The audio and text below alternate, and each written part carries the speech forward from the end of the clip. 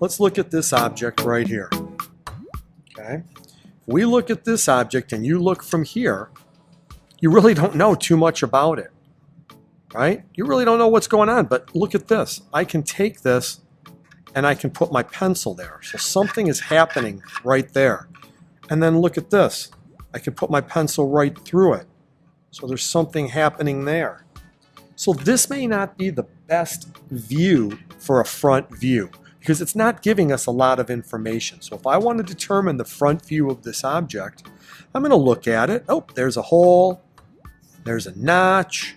And again, normal resting position of this, it's just an object that Mr. Liggett and I 3D printed.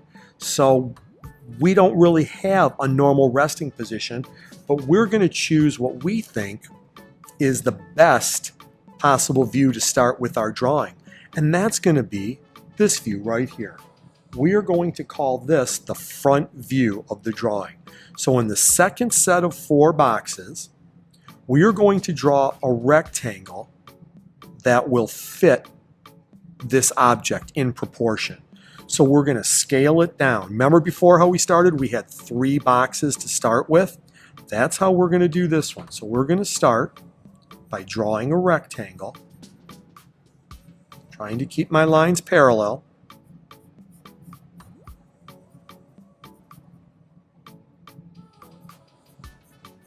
Okay, something like this. Again, once you have this view, you might be saying, yeah, but there's a notch in there. Should we draw the notch now? Not yet. We're going to do something called blocking in the view. We're going to get the 3 rectangles on here that if we snapped them together would be a completed block that we could cut this out of. And now we know something about the view. We know that whatever the length of the front view is, the length of the top view is the same. So I can take this and transfer it up. Notice it's right in line with it. It has to be.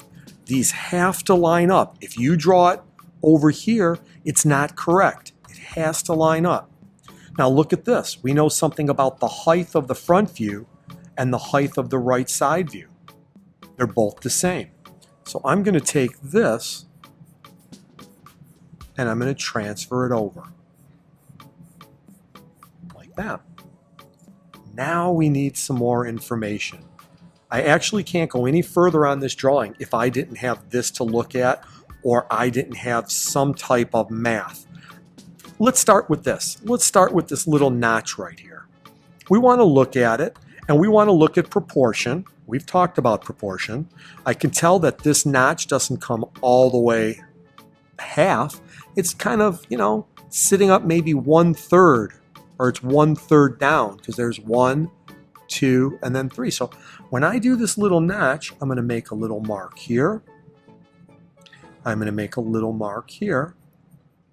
And I'm going to look at it for a second to see if it looks right. And I feel like this one's a little smaller, so I'm going to adjust it. It's okay to erase. That's why we're using these construction lines. Now, I know that this doesn't come all the way down to the middle. It just comes part way. Again, this is a sketch, so it doesn't have to be exact, but we're trying to get it in proportion. Okay, so something like this. And now when I look at this, this top part is gone. This line is gone. So because we did it lightly, I can erase this. And now that view looks pretty good. And just by doing that, I learned something about the top view. I can transfer these lines up.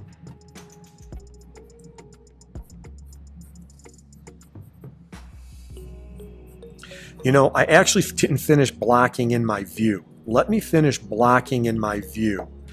Let me go back, and before I put these in, and that's my fault, I need to get the other rectangles that are going to fit this. So we have our one rectangle. We need to know how far back it goes. And you can see this goes back pretty far. So I'm going to start. I don't want to be right on this line, so I'm going to start here, and I'm going to go back pretty far on this object to right here. Okay, so I should have finished blocking in my view before I started cutting away at the other parts.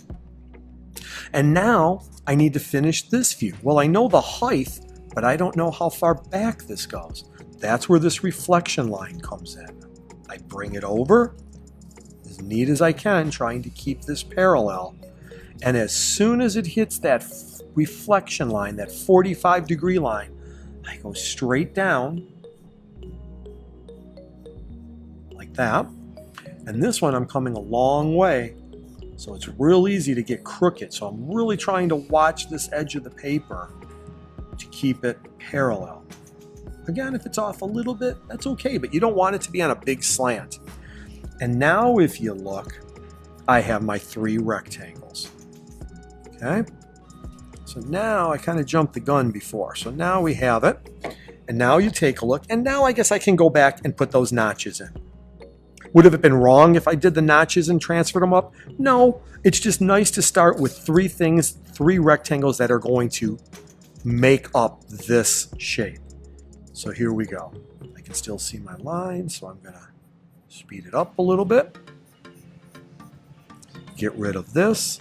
And so now I've just drawn that space.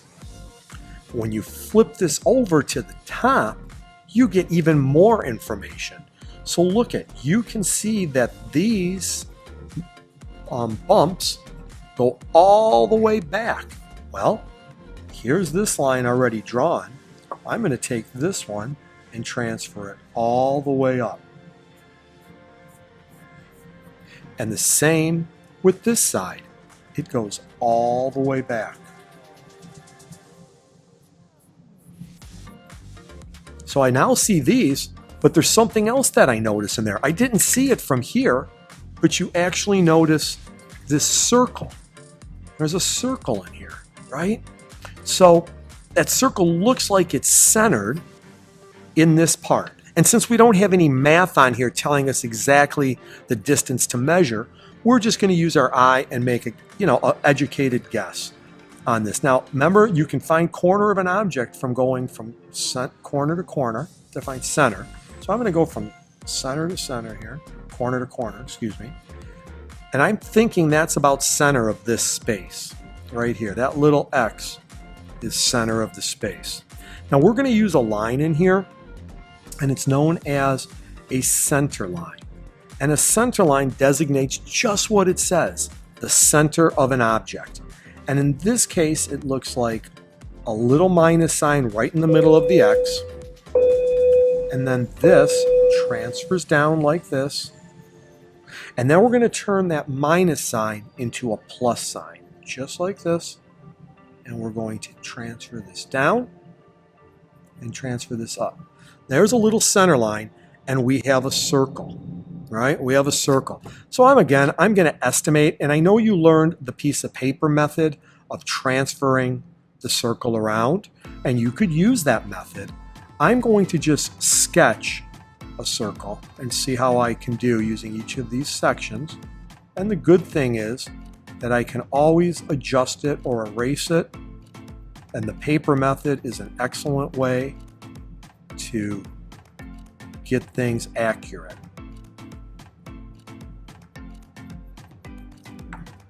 So this isn't too bad. It's not the best circle, but it's not bad. So now I've drawn this circle in the top view. Do you see the circle from the front view?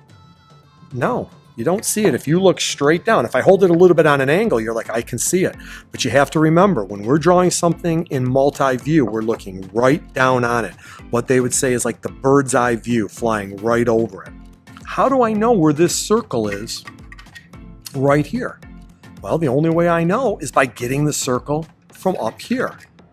So if there's the circle showing here, and I need to see where to put the circle here, well, look at, if you can see my pencil, there's one side of the circle, there's the other side of the circle. So I can just transfer lines down from my circle really lightly. And then right here, real lightly. Okay? And I'm even going to transfer down this center line. And I'm just going to put it like this. just part of it because it's only like half the circle. Okay? Now, you can't see the circle. So how do you show something that you can't see? What type of line do you draw?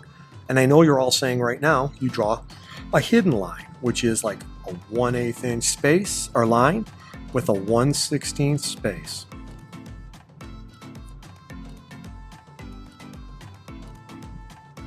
Just like that. And now, that's what this circle would look like in this view. If we cut this in half, you would see a line and a line where the circle is. Okay? So now we have to take a look at the right side view. So here's the right side view. I don't see anything. So you think, man, I'm done. It's already there. But actually, there's some stuff going on in there that if we're building this part, we need to know about it. So for example, there is a line right here that we can carry across. Right there. You don't see the line, but it's there. So how do you show something that you can't see? What type of line? And again, I know you're saying hidden line. So right now you're doing something like this. Okay? And now, like that took care of the line, but there's still a circle in here. There's a hole in here, right? There's a hole that's cut. How are we going to figure out where the hole goes here? Well, do you remember how we transferred things over? We can transfer this over right here and the edge of the circle here. And as soon as it hits that 45-degree reflection line, we can bring it straight down.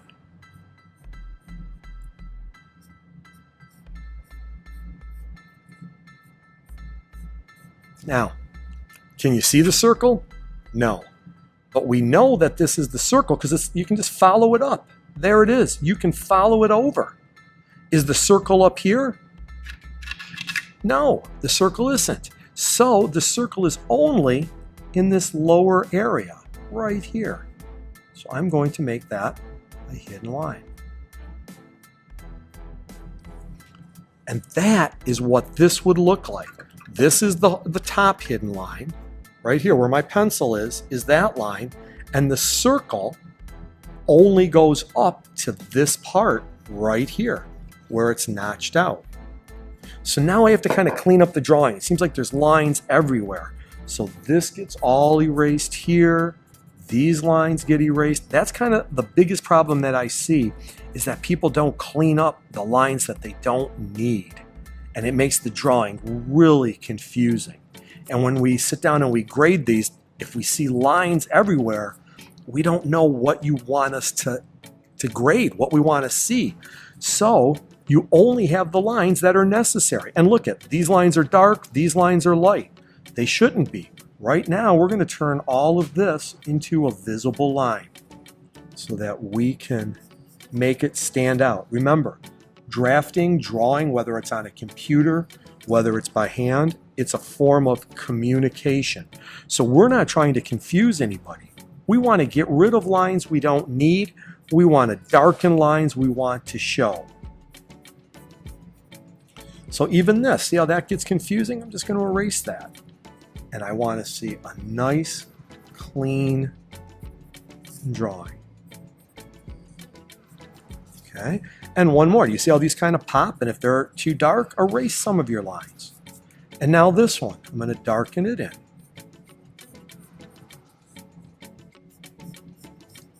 Again, this is something that people forget to do, and yet it makes all the difference in the world as far as communication. I can see it. This is what we want to be able to see. And then this center line can actually stay because it just kind of tells somebody that's where the center of the drawing is. In fact, I can put the center line over here because look, I can transfer it over. And as soon as it hits the 45, the reflection line, I can come straight down. And because that's the center of the circle, I can do something like that. And so that is the second drawing. Again, It doesn't have to be perfect, but if you're starting to understand what you're looking at, here's the front view. You don't see the circle, but it's there. We got the information from the circle from the top view. We transferred those lines down, but we can't see them, so we drew them as hidden lines. In the right side view, we couldn't see anything at all other than this rectangle, but we knew from the front view that there was a notch, and we transferred that notch over, and that became a hidden line. Just like we transferred the circle over. We can't see it, but we know from the top view that it's there. We know that these lines are here, right where the circle is, but they show as hidden lines. And so now this is a multi-view drawing or an orthographic drawing of this object. And this makes it easier to build.